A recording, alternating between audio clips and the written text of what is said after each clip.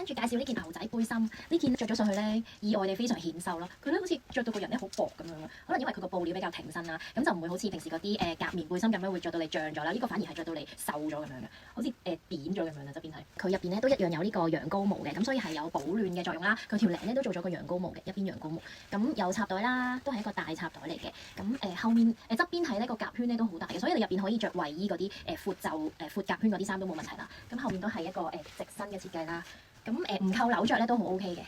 咁就係一個比較特別啲嘅背心款咯，平時好少見到呢一種羊羔毛拼牛仔嘅背心咯，咁所以今次特登入翻嚟試下啦，點知個效果好好咯，我自己都好中意。咁佢扣埋紐咧都 OK 嘅，如果你真係凍啊或者你唔想露入邊件衫出嚟咧，咁你就可以扣少少紐咁樣啦，咁都會好睇嘅。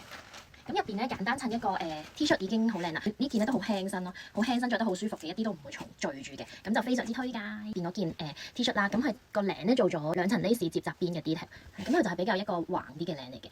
咁襯下呢啲背心啊，咁都好好睇噶啦。睇埋呢件背心個入邊咧係全羊羔毛嘅，好輕身。個T 恤咧佢係個料係好舒服嘅，係好軟綿綿啦，好軟身同埋唔拮肉嘅，一啲都唔拮肉嘅。我而家冇着底衫，但係都勁舒服啦，一啲都唔拮啦。咁佢個袖做咗加長啦，咁可以俾你 mix and match 嗰陣突少少出嚟。